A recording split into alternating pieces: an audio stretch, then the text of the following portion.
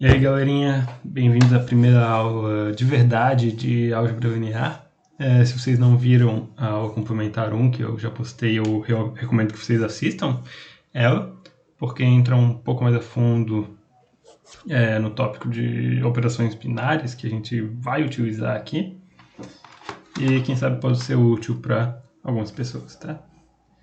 Então, mas, de novo, é uma aula complementar, não é necessário, e essa aula aqui deve ser autocontida. Certo? Então, nessa primeira aula, a gente vai ver espaços vetoriais, que são o, o tipo de estrutura matemática principal da álgebra linear e que aparecem por todo lado, essencialmente, na matemática. Tá? Eles são extremamente úteis e aparecem em todo lugar. E a gente vai usar eles durante o curso inteiro. Então, é bem importante a gente entender o que são espaços vetoriais. Elas são coisas abstratas, mas o estudo abstrato dessas estruturas é útil porque se aplica a uma vasta gama de estruturas mais concretas. Tá? Então, qual que é a motivação, ou uma das motivações para o estudo de álgebra linear? É juntar um pouco de geometria com álgebra. Se a gente pensar em vetores no plano, e vamos realmente representar eles geometricamente, fazer desenhos, desenhar setas, a gente consegue definir operações nesse conjunto de vetores, de setas, dos jeitos usuais. Se eu quero somar uma seta U com uma seta V, um dos jeitos de fazer, o jeito mais simples, quem sabe, é transladar a seta V para o início dela, está no final da seta U. E a gente tem esse desenho. E para obter a seta U mais V, a gente traça uma nova seta saindo da origem e com o mesmo final que esse translado da seta V. E essa é a definição que a gente dá para a soma de U com V. Translada V para o início dela ficar na ponta da U e traça uma nova seta para o início dessa concatenação aí. A gente também pode fazer a seta V mais U com a mesma regra. A gente agora translada a seta U para o início dela, está no final da seta V, e traça uma seta do começo ao fim dessa concatenação e chama isso de V mais U. Tá? Essa seta vermelha, na verdade, é a diagonal do paralelogramo que tem lados U e V.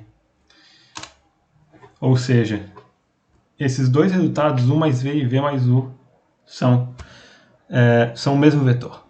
Tá? Essa é a regra do paralelogramo, de certo modo. Que essa operação geométrica satisfaz uma igualdadezinha algébrica. Então aqui a gente já vê um pouco de álgebra junto com geometria. E é esse o objetivo do estudo de espaços vetoriais, ou um dos objetivos, tentar ver uma classe de estruturas matemáticas que tem natureza tanto algébrica quanto geométrica. Vetores no plano têm essa natureza, tá? Se a gente representar vetores no plano como pares de números reais, como é feito em geometria analítica, então é uma coisa puramente algébrica que tem uma representação geométrica. Mas a gente pode também ter uma coisa no sentido contrário, alguma estrutura que é geométrica por natureza e tem propriedades algébricas interessantes. Tá? Então, o espaço vetorial ele vai ser essencialmente uma estrutura que se comporta como esses vetores no plano, ou até vetores no espaço, e com o qual a gente pode operar de jeito similar. Então, antes de tudo, a gente precisa de um conjunto não vazio V, e os elementos dele vão ser chamados de vetores, e tem duas operações. A primeira operação é a soma de vetores, que é parecida com a operação do exercício anterior. Desculpa, do slide anterior. Que para cada par de vetores permite a gente fazer um novo vetor, U mais V, que é chamado de soma de U mais V. A operação é denotada com o mesmo símbolo. No plano, a gente também pode esticar vetores, ou contrair eles, multiplicando por números reais. E o mesmo tem que ser possível para espaços vetoriais mais gerais. a gente tem que ter uma operação de multiplicação ou produto por escalar. Escalar é só uma outra palavra para número real, ok? Que a cada vetor v e a cada número real lambda associa um novo vetor lambda vezes v, que é chamado do produto de lambda por v ou de v por lambda.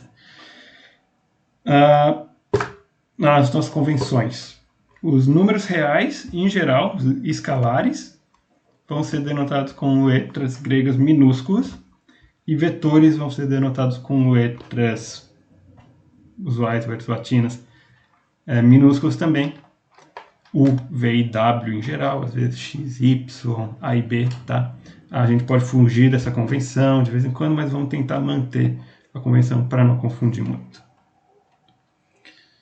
E é importante, não existe um espaço vetorial. Existem classes de espaços vetoriais, certo? Existem vários espaços vetoriais, a gente vai ver vários exemplos de espaços vetoriais durante o curso. E nessa aula já a gente vai ver vários exemplos, tá? Não existe um espaço vetorial, existem vários. Isso aqui diz o que é um espaço vetorial. E fazendo o adendo, a soma ou adição de vetores é o que a gente chama de uma operação binária, como foi discutido na aula complementar C1, que espero que vocês tenham assistido. A multiplicação não é bem uma operação binária, é o que a gente chama de uma ação, mas se comporta mais ou menos como uma operação binária. Então eu não vou fazer muita distinção aqui, eu vou chamar elas simplesmente de operações, tá? E essas operações, elas não são operações quaisquer, operações bizarras, que resultam em vetores praticamente aleatórios. Elas têm que ser mais ou menos bem comportadas para a gente poder realmente falar alguma coisa interessante, né? E coisas muito bizarras não devem aparecer no estudo.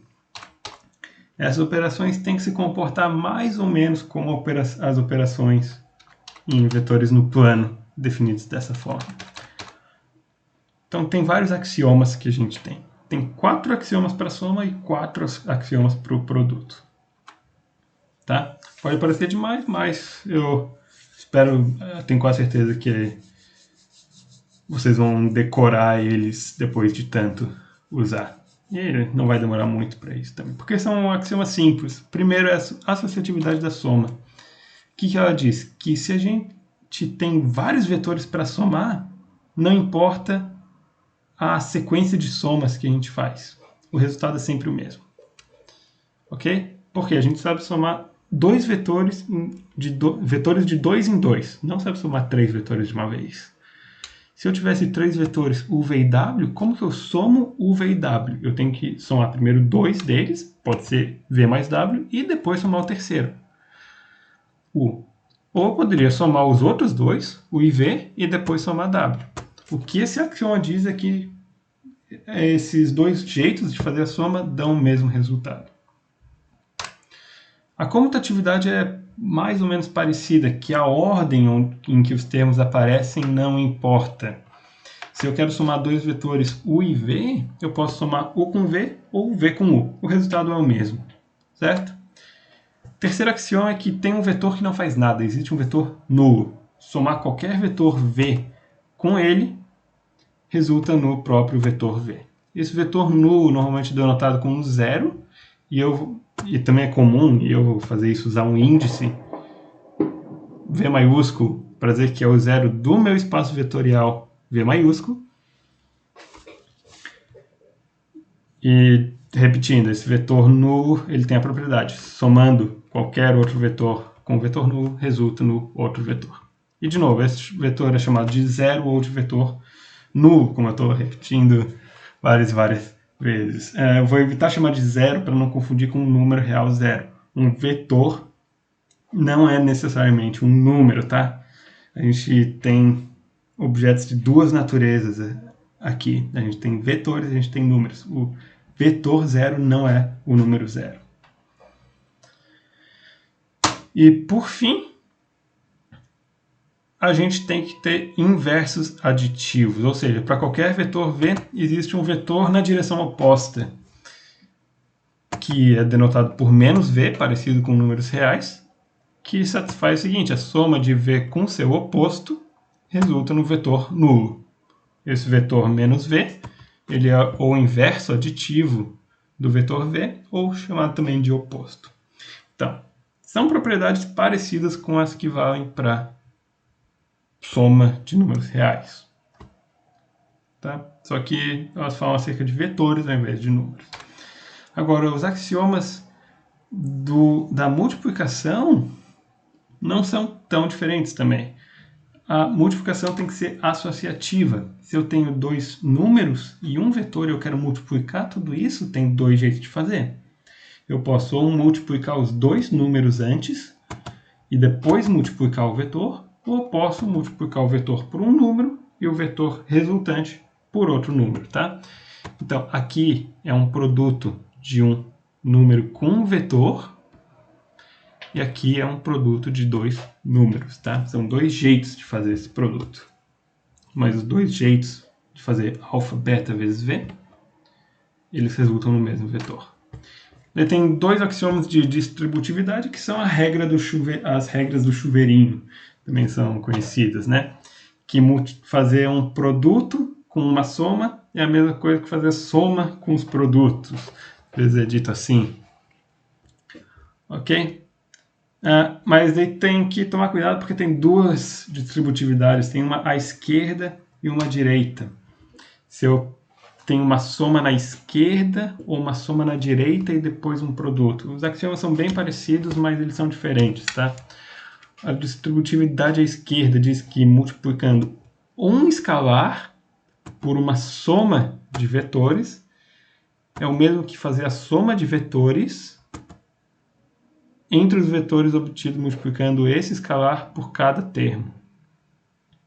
Então é a mesma regra do chuveirinho que para os números reais. Alfa multiplicado por U mais alfa multiplicado por V.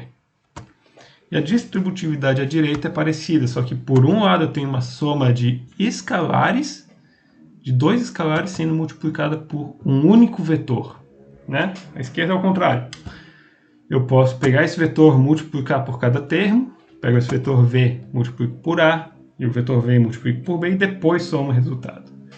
Ou eu posso somar os dois escalares e multiplicar esse novo número por V. Os dois jeitos de fazer essa composição de soma com produto resultam no mesmo vetor, tá? Então não precisa se preocupar muito em ficar decorando tudo isso. Vocês sempre podem verificar de novo nas notas, aqui nos slides, tá? À esquerda, à direita, até eu me confundo quando a distributividade é à esquerda ou à direita. E são esses axiomas. E os dois dizem coisas muito similares. Às vezes, esses dois axiomas são postos juntos e isso diz simplesmente que a multiplicação é distributiva sobre a soma. E por fim, um axioma parecido com o VS4, o terceiro, que existe um vetor nulo para a soma. Também existe um número nulo para o produto. Quem que é o número que multiplicado por qualquer outro número x resulta em x? É o 1. E esse elemento neutro do produto de números tem que também ser um elemento neutro do produto de números por vetores, tá? Então, 1 vezes qualquer coisa é essa qualquer coisa pela qual a gente multiplicou. Então, de novo, não é tão necessário tentar decorar todos esses axiomas aqui. O mais importante é trabalhar com eles, pode-se revisar as notas quando está fazendo exercícios. Não lembro o que é distributividade à esquerda. É só vir aqui e dar uma olhada. Esse é o axioma da distributividade à esquerda. Ok? Porque é bastante coisa. É um conjunto com 2 operações e 8 axiomas. Tá? Então vamos ver alguns exemplos. O nosso exemplo, o plano. Eu vou usar a descrição algébrica dele agora, ao invés do desenho. Eu pego o plano real, que é R cartesiano R, ou mais explicitamente é o conjunto dos pares ordenados de números reais, com as operações que a gente provavelmente vê em geometria analítica. Para somar dois vetores, a gente faz a soma entrada-entrada. Ok? Então, x1, x2 somado com o vetor y1, y2 é o par ordenado, tal cuja primeira entrada é a soma das primeiras entradas dos termos, e a segunda entrada é a soma das segundas entradas do termo da soma. Então aqui, isso aqui é uma soma de vetores e isso aqui é uma soma de números, tá? A gente está definindo a soma de vetores em termos da soma de números. E o produto de um escalar por um vetor também é feito entrada a entrada. Aqui é o produto de um escalar por um vetor. Em cada entrada do resultado tem o produto de dois números, que a gente sabe fazer. Ok? Então, tem sempre essa história da gente definir coisas um pouco mais complicadas, operações em novos conjuntos, em termos de operações bem conhecidas, em conjuntos mais simples. Isso é bem comum. Como que se verificaria que R2 com essas operações é de fato um espaço vetorial? Tem que verificar todos os 8 axiomas, um por um. Eu não vou fazer todos, tá? Mas se eu quisesse verificar a associatividade da soma, o que ela diz? Que para quaisquer x, y e z, essas duas expressões, x mais y, então mais z, é igual a x mais a soma de y com z. Tem que verificar isso. Isso não é... talvez seja óbvio para alguns, mas não é óbvio para todo mundo a princípio. Tem que fazer isso. Como que a gente verifica que algo é válido sempre? Normalmente isso tem que ser feito algebricamente, tá? Então tem que sempre voltar para as definições que são dadas. X, Y e Z são vetores. O que são os vetores no nosso exemplo? São pares de números reais. Eu vou inserir variáveis só para dizer x é um par de números reais. Eu vou chamar eles de x1, x2, y é um par de números reais também, e z também é um par de números reais. Essa notação de usar índices para denotar as entradas correspondentes do vetor é bem útil e comum, certo? Eu vou usar isso o tempo todo. Então eu tenho que tentar mostrar que isso aqui é igual a isso. Bem, essa operação é um pouco mais complicada, uma operação por vetores. Eu vou tentar reescrever isso de um jeito mais familiar. Então, primeiro, eu reescrevo vetores em função de números. Tá? Simplesmente substituir cada vetor pelo par ordenado que ele é, na verdade. E agora eu tenho uma expressãozinha que eu posso reescrever aqui. Qual que é a definição da soma desses dois vetores? Faço a soma entrada-entrada e obtenho esse novo vetor. Isso aqui é igual a isso, tá? Então eu somo com esse vetor z. De novo, eu uso a definição. Eu faço a soma entrada-entrada. A primeira entrada é dada pela primeira entrada do primeiro vetor com a primeira entrada do segundo, e a segunda entrada é dada pela segunda entrada do primeiro vetor com a segunda entrada do segundo vetor dessa soma. E agora, todos esses mais, aqui esses símbolos de mais, são a operação de soma usual dos números reais. Aqui. Que tem várias propriedades que a gente conhece, tá?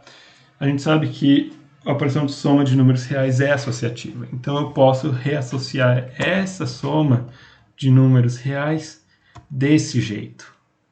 E essa soma de números reais desse jeito. Porque eu quero juntar y com z, então eu tento fazer isso entrada-entrada. Essa é a ideia. E agora, olha só, eu tenho uma soma de números reais na primeira entrada e uma soma de números reais na segunda entrada. Dá de identificar isso como essa soma de vetores. Ok? O primeiro vetor tem os primeiros termos das somas de cada uma das entradas desse aqui. O segundo vetor tem o que resta em cada entrada. De novo, é só a definição da soma de vetores. E eu faço a mesma coisa com esse aqui. Certo? x1, x2 fica assim, mas esse vetor é a soma desses dois vetores. Opa, mas eu tenho x, y e z. Explicitamente aqui basta substituir. Ok? Então, o que foi feito aqui de um modo até meio pedântico, né? foi mostrado que para quaisquer vetores x, y e z, que tem tais representações como pares de números reais, x mais y, então, mais z, é igual a x mais a soma de y com z. Isso aqui é exatamente a associatividade, não comutatividade. Tem um pequeno erro de digitação aqui que eu já vou corrigir. Tá?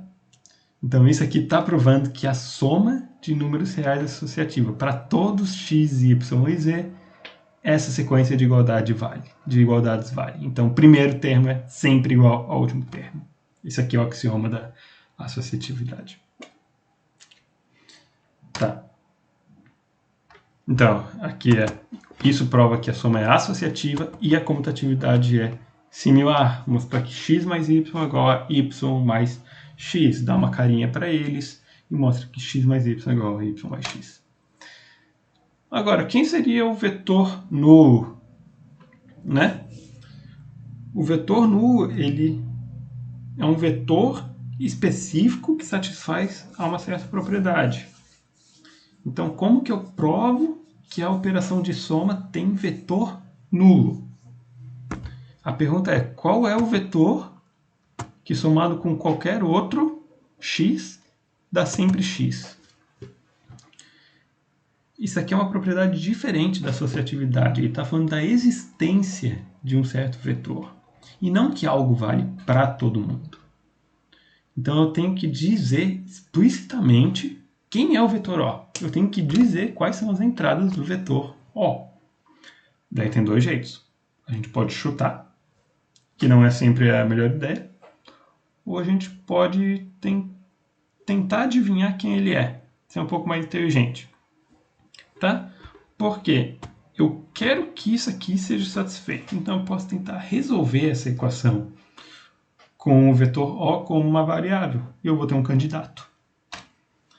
Então, num rascunho, certo? Isso não faz parte da prova. Eu vou tentar resolver essa equação para o vetor O. E o que eu faço? Eu quero saber quem são as entradas do O. Então eu vou reescrever todos os vetores em termos das entradas dele. Agora aqui eu tenho uma soma de vetores, simplesmente usa a definição, faz soma entrada a entrada. Ok.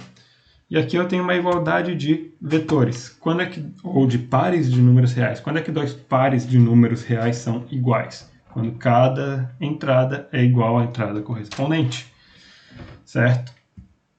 Ou seja, a entrada do vetor à esquerda da igualdade, que é x1 mais O1, tem que ser igual à primeira entrada do vetor à direita da igualdade, x1. Similarmente para as segundas entradas. Isso aqui é um sisteminha com várias variáveis, O1 e O2, x1 e x2 não são bem variáveis, mas não importa, a gente consegue resolver pelo menos para O1 e O2, certo? Cancela x1 nessa primeira equação e cancela x2 nessa segunda equação. O1 e O2 tem que ser zero. Ou seja, o vetor nulo, se ele existir, ele tem que ter as duas entradas iguais a zero. Isso nos dá um melhor candidato para o vetor nulo. Tá? Mas isso é como resolver uma equação. Para resolver uma equação, a gente primeiro tenta isolar as variáveis, mas depois tem que tirar a prova real. Tem que ver se realmente ele satisfaz ao problema inicial, a equação dada que seja. Então esse é o candidato que a gente tem. Agora tem que verificar se ele realmente é um vetor nulo. Então a gente define o zero de R2, ou simplesmente 0,2, como um vetor com duas entradas, que são todas iguais a zero.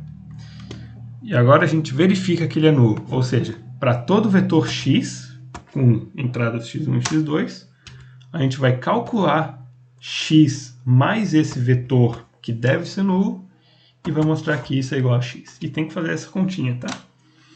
Então, simplesmente reescreve os vetores em termos das entradas, das coordenadas, faz a soma, que é entrada a entrada. Agora a gente tem um par de números reais, com operações de números reais dentro, que a gente sabe operar, e obtém o vetor x, tá? Sendo um pouquinho mais rápido aqui, sempre é essa história de pega a soma de vetores e reescreve em termos de qual seja a definição dela, em termos da soma, por exemplo, de números reais. Então a gente provou que x mais esse vetor 0 é igual a x. Similarmente, dá de provar que 0, esse vetor 0, 2, mais x também é igual a x, tá? Ou seja, para qualquer x, valem essas igualdades. X mais 0, 2 é igual a x, e 0, 2 mais x é igual a x. Isso significa que esse vetor 0, 2 é, de fato, o vetor nulo de R2, tá? Então, se tivesse um exercício que pedisse, prove que R2 com a soma entrada-entrada possui vetor nulo. Essa aqui é a resolução que eu esperaria, tá? Essa é a resolução, é um jeito de se escrever a resolução. O rascunho realmente, ele é importante, mas ele não faz parte da resolução. Faz parte do pensamento, pode até ser incluído para dizer, esse é o argumento esse pensamento que eu fiz para chegar nessa resolução.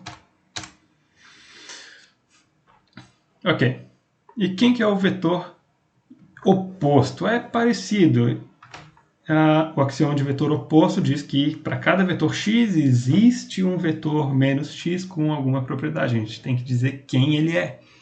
Então, é bem parecido do que achar vetor...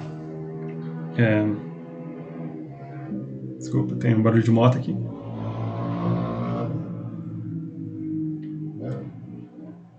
É bem parecido com achar o vetor nulo. A gente pode tentar chutar, que até eu acho que é meio óbvio quem vai ser, né? Para achar o vetor oposto de x1, x2, a gente faz o oposto entrada, entrada. Tudo entrada, entrada, né? Mas, de novo, a gente pode chutar ele ou tentar resolver uma equação. E faz parecido. Chama as entradas de A e B, x1 e x2 são dados.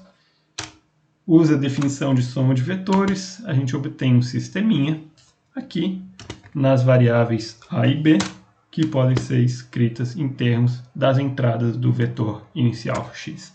Então, esse é o melhor candidato para o vetor oposto de x, e de novo a gente tem que verificar que ele é de fato um vetor oposto. Então, dado um vetor x, essa aqui seria a resolução, a prova real, a gente define o vetor menos x como tal.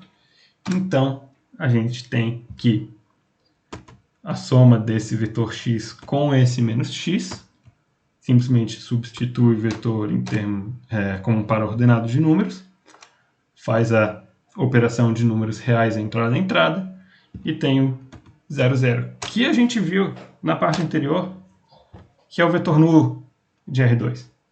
Similarmente, menos x mais x também é o vetor nulo. Isso prova que qualquer que seja x, tomando opostos entrada a entrada, a gente obtém um vetor nulo de x. Ou seja, realmente, a operação de soma em R2 admite vetores opostos. Tá? Mas, geralmente, porque se eu imitar vetores com duas entradas, a gente pode fazer vetores com quantas entradas se queira. Então, fixado n um número natural, a gente define Rn como o produto cartesiano de R consigo mesmo n vezes, ou seja, é o conjunto de n tuplas de números reais, e as operações são iguais às que a gente tem para R2. Faz tudo entrada a entrada. Tá? Soma de dois vetores é feita entrada a entrada, soma entradas correspondentes, e a multiplicação de um vetor com um escalar também é feita entrada a entrada. Simplesmente soma esse escalar com cada uma das entradas separadamente. Esse é chamado do espaço euclidiano n-dimensional. Então, R2 é o espaço euclidiano 2-dimensional ou bidimensional, certo? Os vetores nulo e opostos também são bem similares. O vetor nulo de Rn tem todas as entradas iguais a 0. E o vetor oposto, faltou um parênteses fechando aqui esse vetor. O vetor oposto é obtido simplesmente tomando opostos de cada uma das entradas. Certo? E é importante, a gente não soma vetores de R2 com vetores de R4. Tá? A operação não está definida. O espaço vetorial ele tem que ser dado. A gente só soma vetores de um espaço vetorial com vetores do mesmo espaço vetorial. Todos eles são chamados de vetores, mas a gente tem que dizer de tal espaço vetorial. Tá? Não se somam vetores de R2 com R4, como eu já disse. Em alguns casos particulares, no caso de R1, bem, o que é um elemento de R1? É uma sequência que tem um único número. Então é realmente só um único número. Os elementos de R1 são números. Tá? Então R1 é igual a R, e a gente chama isso de reta real.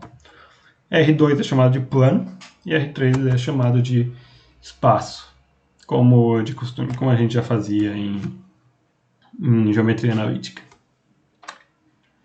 Matrizes que a gente também vê em geometria analítica, elas são muito parecidas com vetores de Rn, né? Só que ao invés de a gente botar todos os termos numa sequência bem longa, a gente faz uma tabelinha retangular com várias entradas. Então, o espaço de matrizes também é um espaço vetorial com operações entrada a entrada. Para somar duas matrizes A e B, a gente simplesmente faz a soma entrada a entrada, e para multiplicar uma matriz A por um escalar, a gente simplesmente multiplica esse escalar em cada entrada da matriz A. Então, esse é chamado do espaço vetorial das matrizes de ordem M por N, no caso. Para somar matrizes, a gente tem que sempre garantir que elas têm a mesma ordem, né? E aqui a gente não vai lidar com o produto de matrizes, tá? Para ter o espaço de matrizes, é só o conjunto das matrizes com a soma de matrizes de uma certa ordem e a multiplicação por escalar. A gente não se importa, nesse momento, com produto de matrizes. Isso vai vir mais à frente. E tem algumas notações alternativas também. O espaço de matrizes de ordem M por N, às vezes é denotado de um jeito parecido com o espaço euclidiano, só que a gente põe um superíndice contendo a ordem das matrizes. Ao invés de botar simplesmente M, às vezes se escreve mat, que é um pouquinho o início da palavra matriz. E para espaço de matrizes quadradas, às vezes não se escreve matriz de ordem N por N, mas põe simplesmente a ordem. Tanto o número de linhas ou de colunas é igual, então não precisa repetir. Tá? Mn dos reais é o espaço das matrizes quadradas de ordem N por N, com entradas reais. Certo. Um outro exemplo de espaço vetorial, que não é tão diferente do espaço euclidiano, de novo.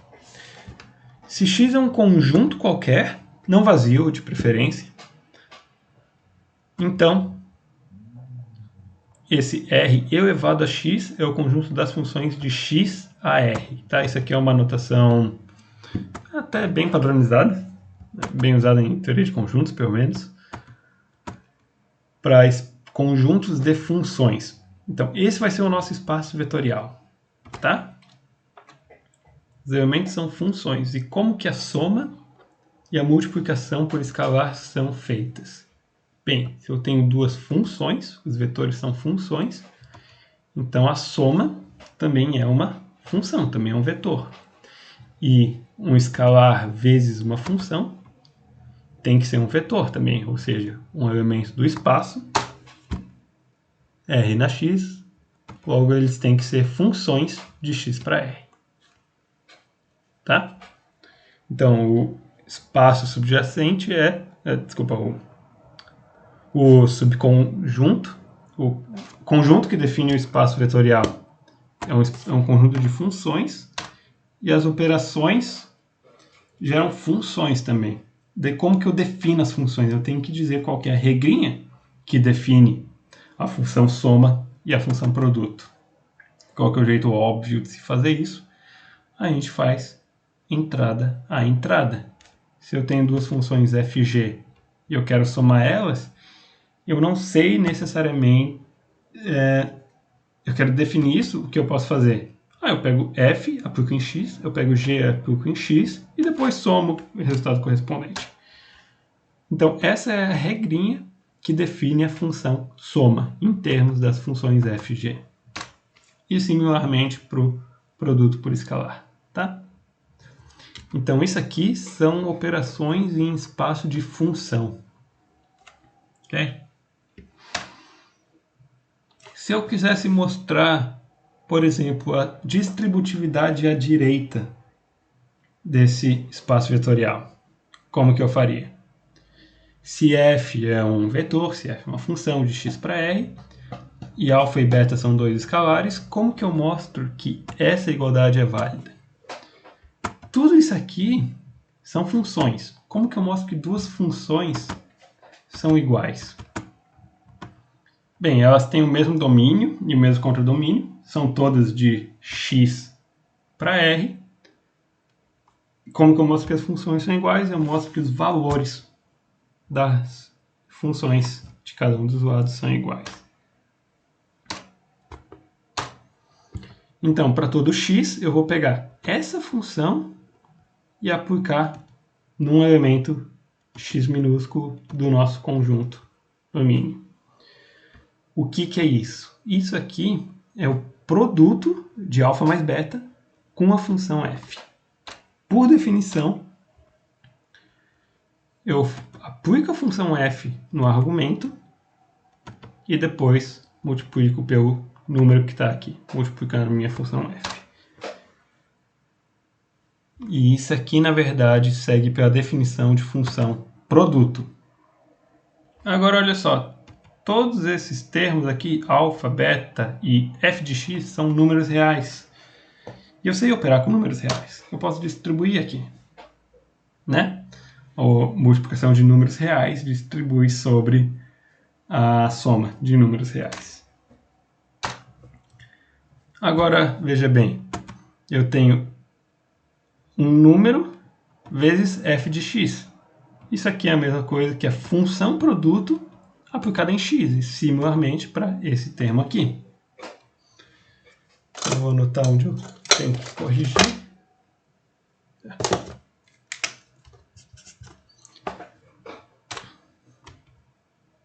Certo? Então, posso substituir alfa vezes f de x como sendo função alfa f aplicada em x.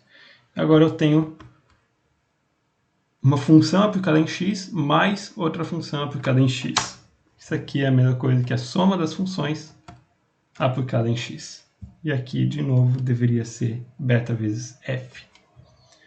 Essa igualdade segue pela definição de soma de funções. Daí veja bem que eu tenho para qualquer x, uma certa função aplicada em x é igual a outra função aplicada em x. Ou seja, todos os valores das duas funções são iguais. Logo, essa função é igual a essa. E isso aqui vale para quaisquer alfa, beta reais e qualquer vetor f. O que é exatamente a distributividade à direita desse espaço vetorial. Acho que é o último espaço que a gente vai ver. É que se x é uma variável, a gente considera R, colchetes x, o espaço dos polinômios reais. Esse aqui são expressões envolvendo x e potências de x e escalares, tá? Que podem ser pensadas como funções, tem algumas diferenças formais entre um polinômio e uma função polinomial. A gente não vai se preocupar muito com essas diferenças, tá? Pode pensar isso aqui como sendo a função dada por essa regra, que tem as operações usuais. Certo? Se eu tenho dois polinômios p de x e q de x, que tem certos coeficientes a e b, o polinômio soma, ele tem que ser também um polinômio, então tem que ser um número, mais um múltiplo de x, um múltiplo de x ao quadrado, etc. E o produto de um escalar com um polinômio tem que ser também um polinômio na mesma variável. E como que eu acho os coeficientes? Eu simplesmente somo os coeficientes correspondentes de cada um dos polinômios. Então, coeficiente constante do polinômio soma é a soma dos coeficientes constantes de cada um dos polinômios. O coeficiente multiplicando x do polinômio soma é a soma dos coeficientes multiplicando x em cada um dos polinômios. E assim por diante, tá? E, similarmente, para produto por escalar. Lambda vezes o polinômio p de x tem os coeficientes dados por lambda vezes cada coeficiente correspondente de p de x. Ok? Ah, sim. E a gente pode juntar espaços vetoriais para criar novos espaços vetoriais. E um exemplo é o produto direto. Se a gente tem uma família de espaços vetoriais, a gente pode tomar o produto cartesiano deles como conjuntos e, que nem Rn, fazer operações entrada a entrada. Então, a soma de dois vetores é feita entrada a entrada. Um vetor desse espaço, ele é uma n upla de vetores, V1 está em V1zinho, está em V1zão, V2zinho está em V2zão, até Vnzinho está em Vnzão. E outro vetor ele vai ser similar, eu vou usar uma variável W1, etc, Wn. E eu faço entrada a entrada. Daí veja bem, isso aqui é a soma no produto direto. Cada soma dessas aqui é uma soma feita no espaço V1 ou no espaço V2, no espaço associado à entrada, tá?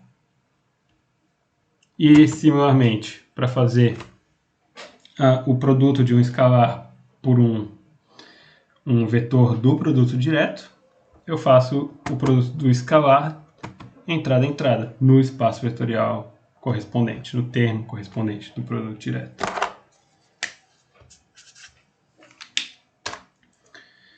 E daí, por exemplo, R2 é o produto direto de R com R, porque, de novo, as entradas são feitas, as operações são feitas entrada a entrada. E mais geralmente, se eu faço o espaço euclidiano M mais N dimensional, ele é o produto direto do espaço euclidiano M dimensional com o espaço euclidiano N dimensional. Isso aqui é quase que nem aquela regrinha de expoente de uma soma, né? Que tomando expoente de uma soma é o mesmo que o produto do expoente de cada termo da soma. Certo? Que vale para números reais. Então é uma regrinha que também vale nesse contexto um pouco bem diferente. Mas eles não são exatamente a mesma coisa. O que é um elemento de Rm mais n? É uma sequência com m mais n números. Então eu posso olhar para os m primeiros e para os n últimos separadamente. E o que é um elemento desse produto direto? Ele é um par que tem um vetor de Rm, que vai ter essa forma na primeira entrada, e um vetor de Rn, que vai ter essa forma na segunda entrada. Ok? Mas a menos desses parênteses internos aqui, essas duas expressões são iguais, tá? Então, esquecendo esses parênteses internos, a gente pode pensar que esses espaços aqui são iguais, certo? Tá, então todas essas são operações bem naturais, feitas entrada a entrada, mas a gente pode ter algumas operações um pouco diferentes. Por exemplo, vamos pegar R como nosso espaço vetorial com essa soma. A soma de x com y é a soma usual de números reais de x com y, mas eu somo 1 no final.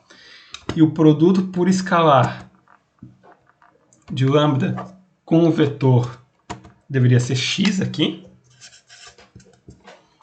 é dado por essa expressão. Eu faço o produto de lambda com o número que seja, considerado como vetor, somo lambda e subtraio 1. Então a soma é um pouquinho estranha, o produto por escalar é bem estranho. Mas eu vou deixar como um exercício mostrar que isso aqui define, na verdade, um espaço vetorial. Tá? E uma das partes desse exercício é dizer quem é o vetor nulo. Daí alguém pode dizer, bem, isso aqui V é igual a R e o vetor nulo de R é o número 0. Mas daí não está tomando cuidado.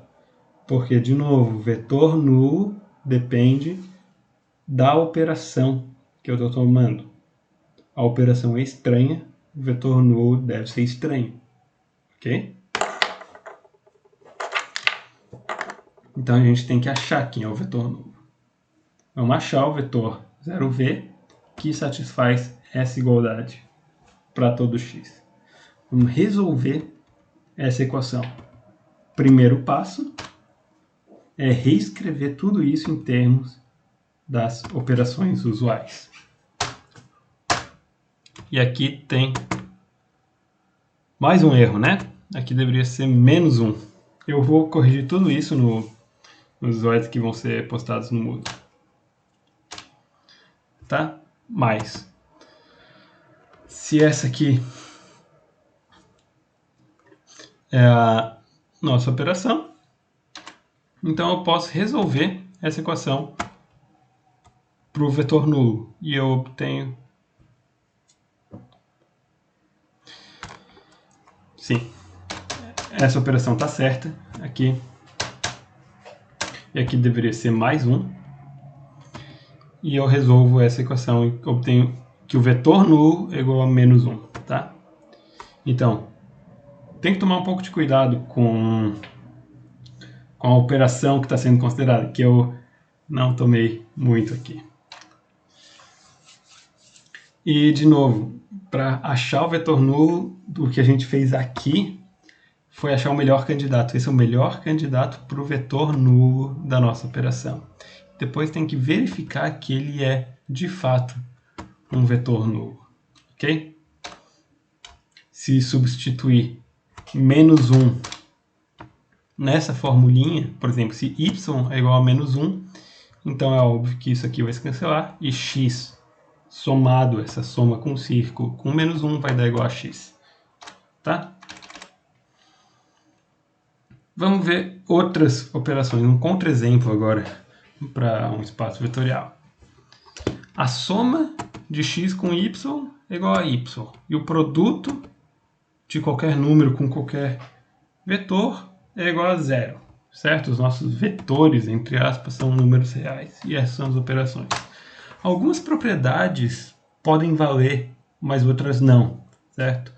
Para ter um espaço vetorial, todos os axiomas têm que valer. Então a gente teria que ver, bem, vamos ver se isso é um espaço vetorial. Tem que verificar cada uma das propriedades. A associatividade da soma vai valer, a comutatividade não vai valer. A distributividade, as duas distributividades vão valer. Como que eu verificaria a distributividade à direita? Eu acho que essa é, né? Eu quero verificar que essa expressão é sempre igual a essa. E aqui está bem claro quando que é uma soma de escalares e uma soma de vetores. Bem, para transformar essa expressão nessa, eu uso as definições. Qualquer número vezes um vetor é igual a 0. Agora, 0 também é a soma de qualquer coisa com 0, certo? Definição: 0 mais 0 é o termo da direita, que é 0. Então, esses dois termos são iguais. E agora, 0 também é o produto de qualquer coisa com qualquer coisa. Em particular, esse 0 é igual a alfa-x e esse 0 é igual a beta-x. Então, isso aqui prova a distributividade à direita das minhas operações. E a distributividade à esquerda é parecida. Mas a comutatividade da soma não é válida. Tá? E por quê? Bem, se eu tento operar x mais y, a gente obtém y. Y mais x obtém x. Essas expressões aqui não são iguais, o que indica que essas expressões aqui também não devem ser iguais. Mas, de novo, a gente tem que achar um contra-exemplo explícito. Só porque parece que coisas devem ser diferentes não significa que elas são. Ok? Para mostrar que uma propriedade não vale para todos os vetores x e y, a gente tem que achar um contra-exemplo. E eu vou dar o mesmo exemplo que eu dei ao complementar, para mostrar que se eu digo que todos os cavalos são pretos, eu tenho que achar pelo menos um cavalo que não é preto. Eu posso ver um monte de cavalos pretos, mas se tem um branco, então não são todos os cavalos que são pretos. Se eu achar um par de números, x e y, que fazem com que x mais y e y mais x não sejam diferentes, eu provei que a comutatividade não vale. Isso não é a mesma coisa que dizer que a comutatividade nunca vale, que x mais y é sempre diferente de y mais x. Ela pode ser igual às vezes, mas a gente tem que achar um contra-exemplo. Então eu vou tomar x igual a 0 e y igual a 1. Fazendo essa operaçãozinha aqui, 0 mais 1 é 1, mas 1 mais 0 é 0. Logo, 0 mais 1 é diferente de 1 mais 0. E isso prova que a operação não é comutativa, pois tem um contra-exemplo explícito para a propriedade que determina a comutatividade. Ok? Tá. Agora vamos ver algumas propriedades abstratas de espaços vetoriais. Olha só o axioma VS4. Esse aqui é, na verdade, o VS4. Mas que ele diz que para todo vetor V existe um vetor oposto. Então, que V somado com esse oposto é igual ao vetor nulo. Daí vem uma pergunta. Será que tem dois vetores nulos? Porque se existe mais de um vetor nulo, então esse vetor oposto ele vai depender do vetor nulo que eu estou considerando. Né? Isso pode ser um problema. Será que a gente tem vários vetores nulos? Será que a gente tem vários vetores opostos? E a resposta para as duas perguntas, na verdade, é não. Mas para falar de vetores opostos, a gente tem que falar de vetores nulos antes, certo? Então, o primeiro teoreminha é que o vetor nulo de um espaço vetorial é único. Um outro jeito de dizer é que quaisquer dois vetores nulos de um certo espaço vetorial são iguais. Se O e O' são vetores nulos para soma dada do espaço vetorial, então como que eu mostro que eles são iguais? Bem, o vetor O, eu quero transformar essa expressão O em O'. Então vou tentar fazer O' aparecer de algum jeito. Bem, O é igual a O mais O'. Porque O' é nulo, né? Essa é uma das hipóteses. Mas O é nulo. Então O mais O' é igual a O'. O que isso mostrou? Que quaisquer dois vetores nulos da soma do nosso espaço vetorial são iguais. O que significa exatamente que existe um único vetor nulo do espaço vetorial. E com isso a gente pode mostrar também que o inverso aditivo de qualquer vetor Vzinho de um espaço vetorial Vzão também é único. E é bem parecido. Se W e W' são inversos de V, como que eu transformo a expressão W na expressão W'? Bem, falar de opostos tem que falar de zero. Então eu vou tentar reescrever W de algum jeito envolvendo zero. O melhor jeito, eu somo com o nosso vetor zero, que agora a gente sabe que ele é único, tá?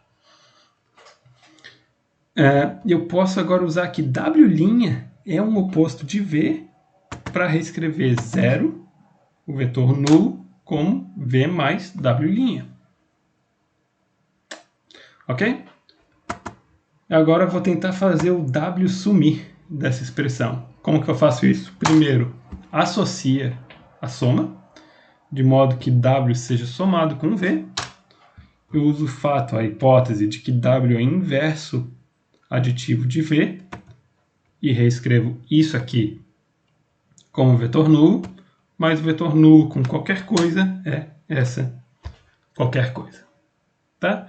Então tem uma sequência de igualdades válidas, logo se eu tenho dois inversos aditivos do mesmo vetor, eles têm que ser iguais. Em outros termos, cada vetor tem um único inverso aditivo.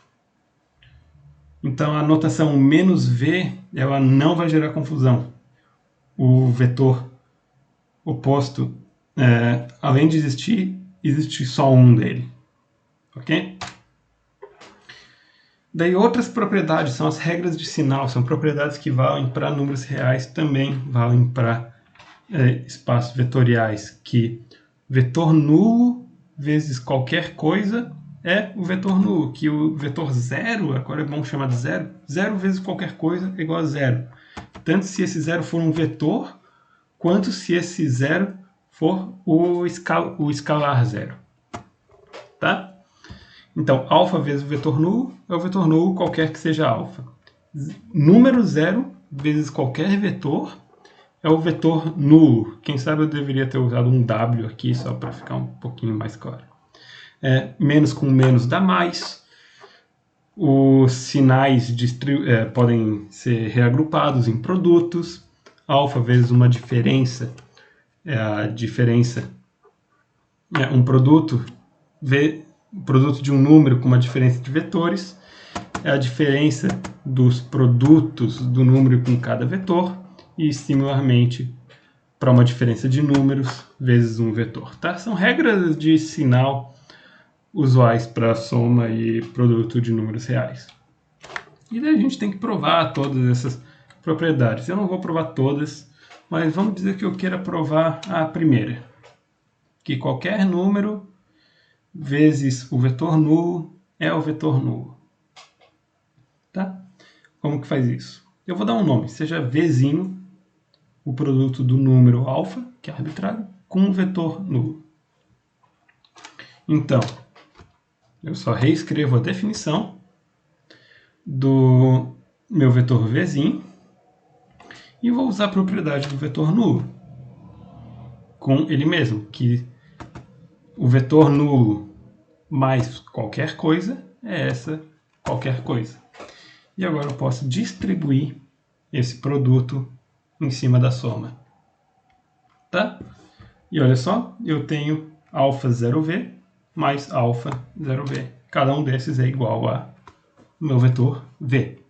Então v é igual a v mais v. Obtive isso. Vamos tentar mostrar agora que v é igual a zero.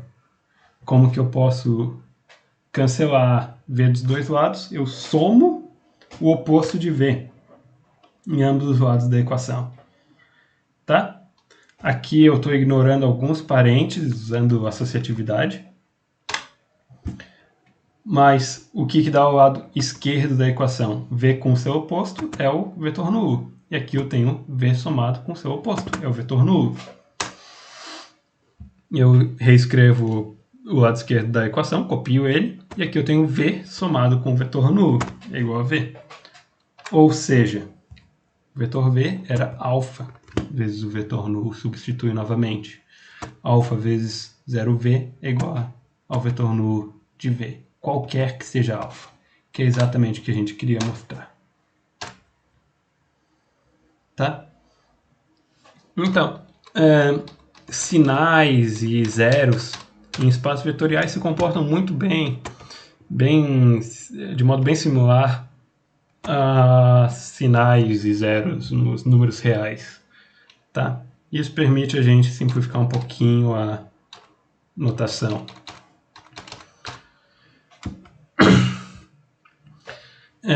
Se eu tenho dois vetores, eu vou definir a diferença deles como a soma do primeiro vetor com o oposto do segundo. E um vetor dividido por um escalar não nulo é o produto do inverso multiplicativo do escalar com o vetor, certo? Se V e W fossem todos números reais, essas equações seriam verdade. Mas a gente pode usar isso como definição de diferença e quociente para vetores. E se a gente tem a soma de vários vetores, 3 ou 4, etc., a gente vai ignorar os parênteses, tá? E fazer a soma de todos esses vetores como sendo a soma de 2 a 2 realizada em qualquer sequência. Você pode somar os dois primeiros e os dois últimos e depois somar o resultado, como é feito aqui, ou pode somar os dois do meio, depois soma o último e por fim soma o primeiro. Tá tudo no mesmo no fim por causa da associatividade. Não importa como a gente distribui os parênteses para fazer somas de vetores de 2 em 2, o resultado é sempre o mesmo.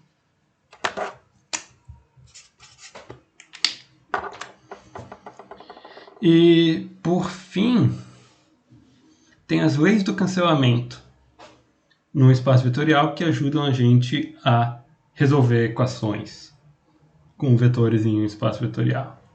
Que dizem mais ou menos a mesma coisa que as leis do cancelamento nos números reais. Se V mais X é igual a W mais X, onde V, W e X são vetores, a gente pode cancelar o X e obter V igual a W. E se eu tenho um produto, se eu tenho dois produtos iguais e um dos termos nos dois produtos também são iguais, a gente pode cancelar termos no produto, desde que eles sejam não zero. Tá? Se o lambda é um escalar diferente de zero e o lambda vezes V é igual a lambda vezes W, a gente pode cancelar os lambdas e obter V igual a W.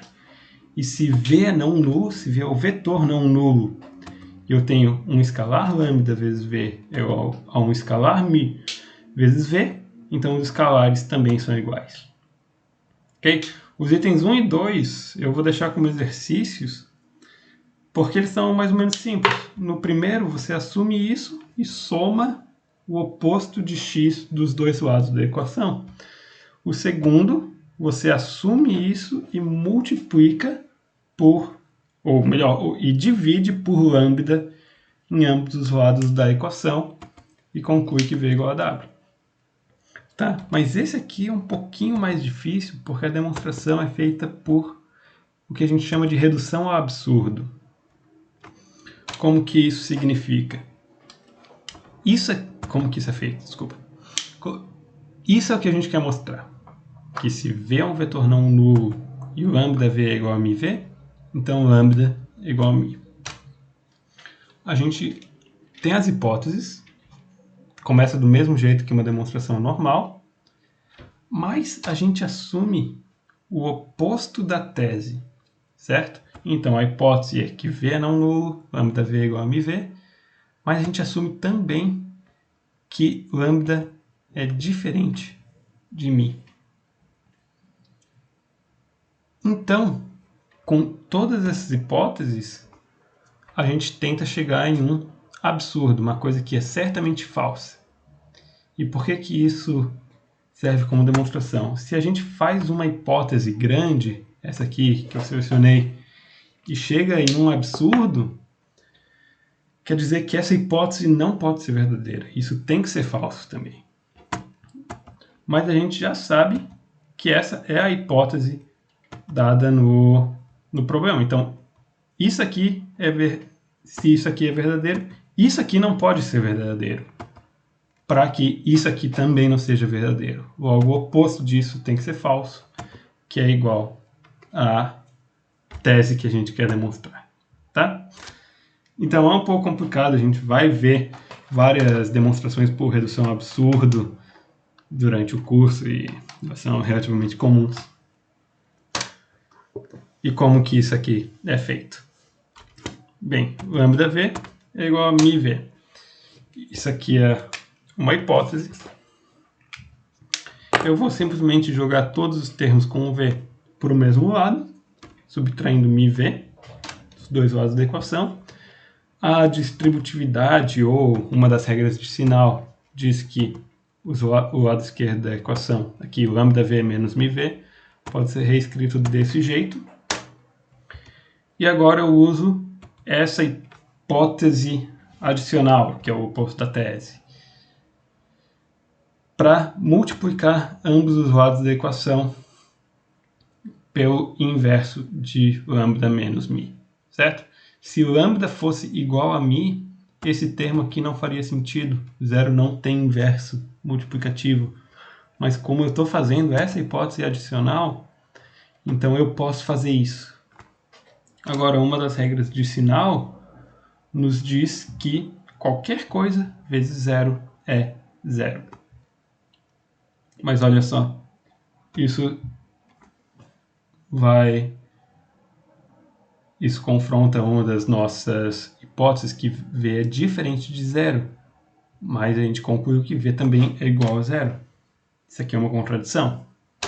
Então, essa hipótese adicional não pode ser verdade, ou seja, lambda tem que ser igual a mi quando a gente assume isso.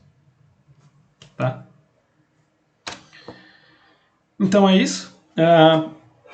Exemplos básicos de espaço vetorial: espaço euclidianos, espaço de matriz, espaço de funções. A gente vai ver eles o tempo todo. Tem alguns exemplos um pouco mais complicados de espaço, com umas operações um pouco estranhas, mas se for necessário vão aparecer também durante o curso, espaço de polinômios e algumas propriedades básicas que no fundo nos dizem que as operações de espaços vetoriais realmente se comportam de modo muito similar às operações de números reais, tá?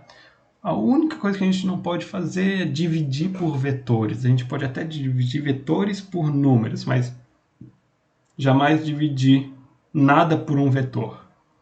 Tá? Também nunca divida por zero, para cancelar termos. Num produto, por exemplo, tem que ter certeza que eles são diferentes de zero, etc. Ok? Então, façam os exercícios e boa sorte com tudo. Qualquer dúvida, podem fazer nas aulas síncronas ou me mandar e-mails. História de sempre. Certo? Obrigado e até mais.